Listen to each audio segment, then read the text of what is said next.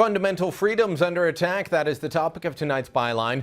You've been hearing about the attacks being launched by the big bad conservatives to stop people with absolutely no ID and no interest in getting any of the dozens of acceptable forms of ID from voting.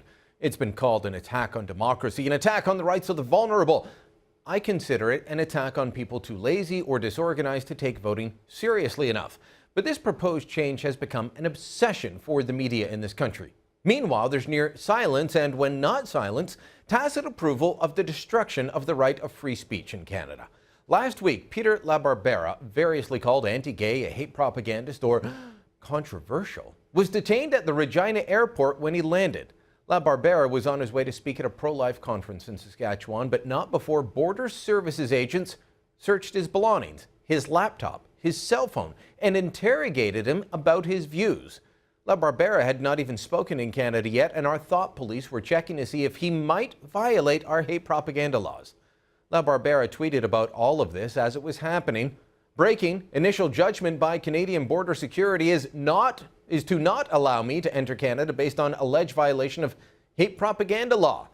Next tweet: upon entry into Canadian customs, all my belongings were searched, including my laptop and phone, to gather info for hate propaganda evidence. So who is this guy? Why all the controversy? Why should you care? Well, let's answer the last question first. If you believe in freedom of speech, then you should care that authorities tried to shut this man down for things he said, and it shouldn't matter what his cause is. But it is his cause that's responsible for him being stopped. LaBarbera heads up an American group called Americans for Truth About Homosexuality. On their website, he and they are described as such. Peter LaBarbera, 51, is president of Americans for Truth About Homosexuality, a nonpartisan, nonprofit group dedicated to exposing the homosexual, bisexual, transgender activist agendas.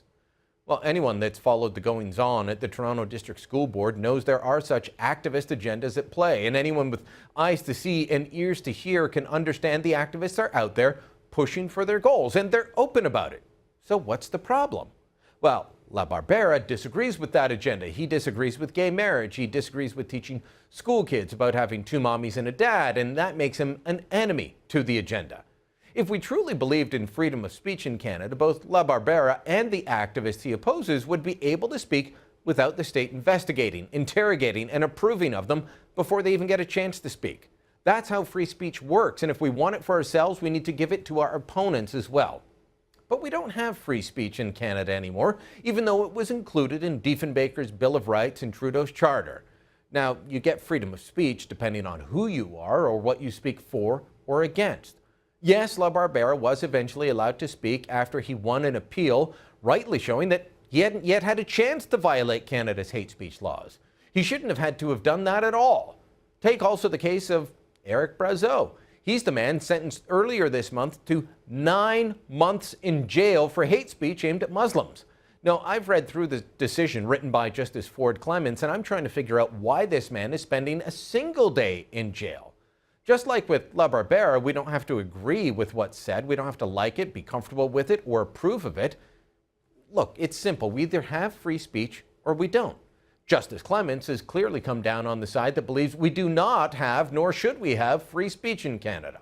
Yes, Brazeau said some nasty things about Muslims, but if insulting religion is now punishable by prison time, then our jails are going to be filling up quickly.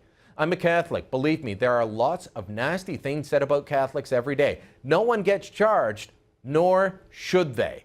Mr. Brazeau wasn't advocating violence. He was denouncing a religion he disagrees with. And the closest evidence the court cited that he advocated violence was in a flyer that quoted the Quran, 9:5, which says, of non-Muslims, kill them wherever you find them. There were also lots of unflattering images of Muslims on the flyers that Brazeau was handing out.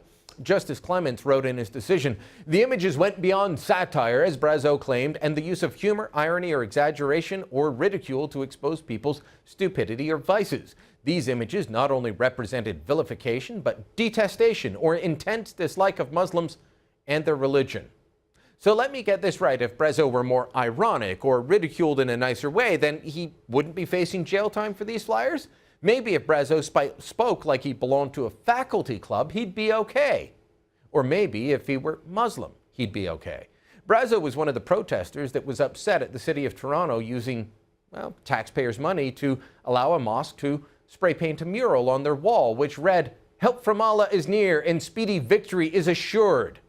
As our friend and Sun columnist Tariq Fatah pointed out at the time, this is a long-standing battle cry in Islam, and we should be asking who the mosque is seeking victory over. Brazeau was also at the center of a protest over a book he purchased in Toronto, one you can still order in Canada, that says Muslim men can beat their wives if they do it properly.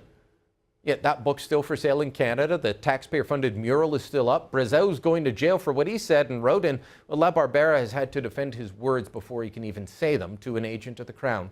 Are you getting the feeling that we have free speech for some protected groups in Canada, but not for all? Are you noticing that the media in this country, they're failing to stand up for these fundamental freedoms? It's just like when Mark Steyn and Ezra Levant were facing prosecution for things they said and wrote. The media was just nodding along with the outrageous actions of our courts and border agents now because, well, they don't like the messengers. They believe in free speech for the right causes, but not for things they disagree with. Well, if you aren't willing to defend the right of free speech for those you disagree with, then you don't deserve it yourself. And that's the byline.